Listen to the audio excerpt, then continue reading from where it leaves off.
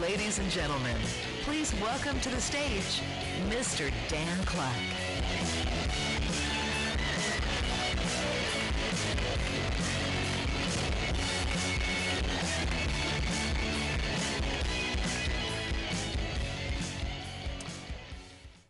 Good morning. How are you? I get so embarrassed when they show that video, so now you know I'm mortified that they had to show it twice. I feel like I'm at my own funeral. I am so honored to be here. I've spoken all throughout the Gulf region. This is my first time to Bahrain, and you are unique. Your history goes long and deep, and I visited the Tree of Life. I guess that's the number one tourist attraction in Bahrain, but it was so fascinating to me, just as I anticipated what it would look like and the experience that I had. I felt like I was walking on holy ground out in the middle of nowhere, this amazing tree just continuing to grow and grow and grow. It was magnificent. And to see the first oil well in the Gulf region and to try and study up a little bit on Bahrain's history, I hope you're proud. I had an extraordinary experience yesterday where I had an opportunity to go into BIBF and meet Kadri and Dr. Vicky and Solveig. And as I had an opportunity to sit in their offices and talk to them, I was struck by their ties to Bahrain's history and their commitment at BIBF to continually write and rewrite Bahrain's history as you go into the 21st century. I love quotes, and one of my favorite quotes is that no matter what our past has been, we have a spotless future.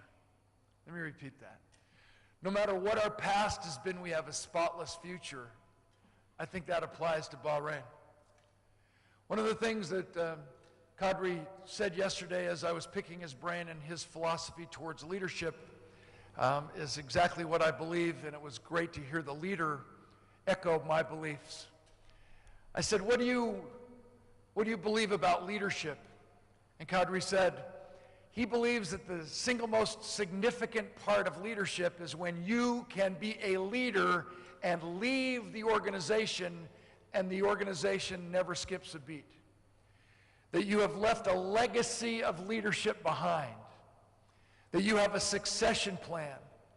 That even though he's a magnificent leader, charismatic, tennis player, handsome, perfect hair.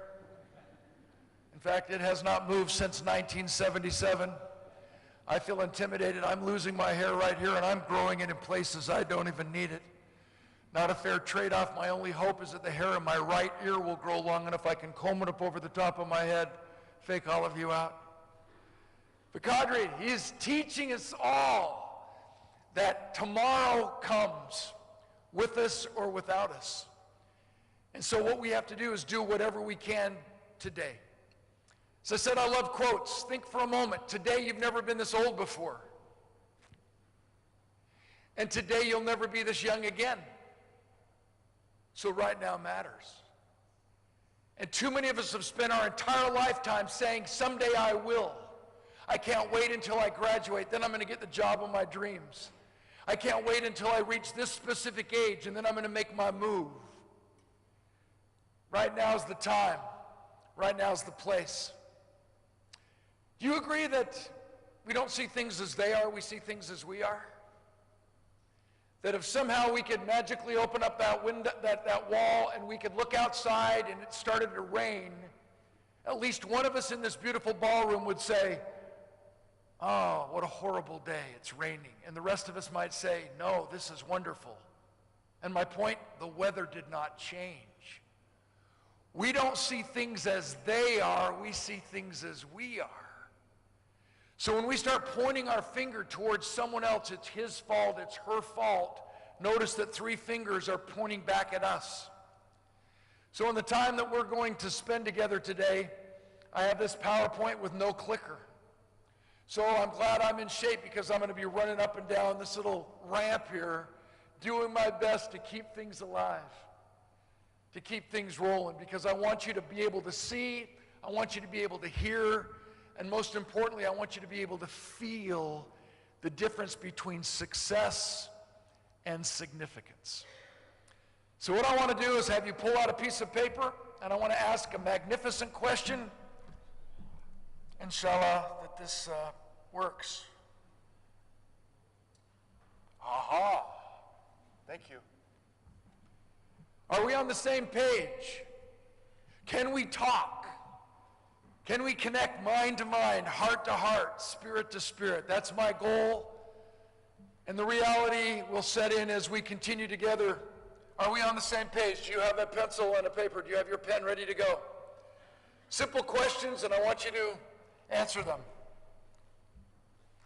Think of a whole number between 1 and 10. Not 10, 1, 2, 3, 4, 5, 6, 7, 8, 9. Think of a whole number, either 1, 2, 3, 4, 5, 6, 7, 8, 9. The next question, multiply that number by 9. If your number is 2, 2 times 9 is 18. If your number is 5, 2 times 9 is 54, whatever. Now add the two numbers together. Are you with me? Now subtract that number. Subtract 5 from that number. Are you with me? Now the English alphabet has 26 letters. Assign each letter a number. A is 1. B is 2. C is 3. D is 4. All the way up to 26, or Z. Whatever your number is, write down its corresponding letter. Are you with me? Now think of a country that begins with your letter. If your letter is C, you think of a country that begins with C. If your letter is D, you think of a country that begins with D. Now think of an animal that begins with the last letter of that country, of your country. Are you up with me? And the last assignment, think of a color that begins with the last letter of the animal that you just wrote down. Are you with me?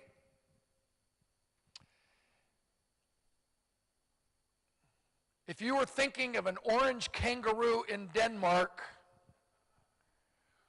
we are on the same page. How many of you, by a show of hands, have an orange kangaroo in Denmark? And I'm nervous to ask anybody else what you came up with.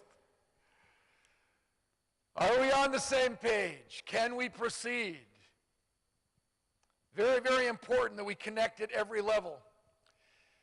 As you have all come into this beautiful ballroom, highly educated and excited about learning and taking yourself to the next level, and because of that, it's required of every educator to kind of lay the groundwork and set some expectations. There's a difference, in my mind, there's a difference between a training program and an education experience. A training program is usually a one-way, low-intensity experience that consists of the acquisition of knowledge, technical skills, and vocational proficiencies that relate to specific tasks, as in learning how to use a software system, a specific piece of equipment, or a certain job. But if we're honest with ourselves, a training program is not transferable from job to job or relationship to relationship. Which means that if we leave this industry, most likely we will have to go through another training program to bring us up to speed so we can work in that new industry. How sad is that? That we spend our entire lives in training instead of in producing or in production. With all due respect to the mind, the intellect, all the information in the world isn't going to make a person successful. It's like the gentleman who has 3 PhDs, one in philosophy, one in psychology, one in sociology. He doesn't have a job, but at least he can explain why. How many of you thought that was funny? How many of you didn't think it was funny? If you don't think that's funny, we got to have a talk.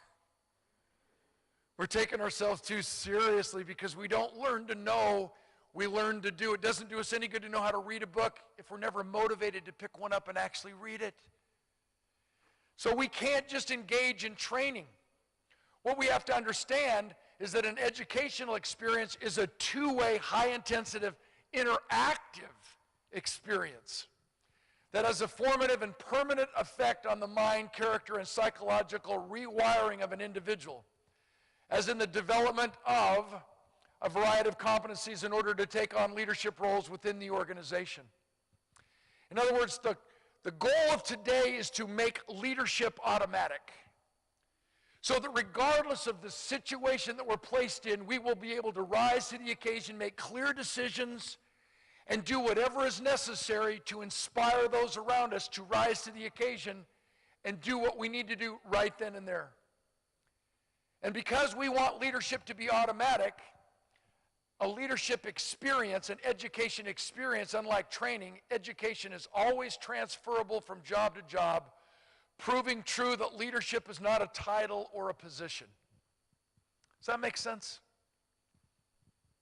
One of the most important things that we could ever do is come into a room with military leaders. And in the military, they're all identified by their rank with some sort of an insignia on their sleeve, on their shoulder, or on their lapel. We know the uniform of a military man or woman. The intriguing thing when I conduct leadership education with these military folks is when I ask them to come out of uniform so that no one knows their title. No one knows their experience. No one knows what we're supposed to call them based on what they're wearing. And what that does is that levels the playing field so the conversation is authentic and real, and no one holds back their comments or their wisdom, regardless of age, regardless of gender, and especially regardless of title, because leadership is not a title. Think about it. Standing in the middle of this ballroom or standing in the front of this ballroom and calling myself a leader no more makes me a leader than standing in the middle of a garage makes me a truck. Leadership implies action. And therefore, we've got to understand the significance of this experience. What we want to do is challenge your current belief system, identify your leadership management style, and improve your mental and emotional fitness required for maximum execution. I want you to comprehend why and how the core values of integrity, we'll talk about these individually, service, excellence, loyalty, duty, respect, honor, and personal courage are implemented through and governed by the 12 highest universal laws of life-changing leadership, which is what my book is about that you all have a copy of.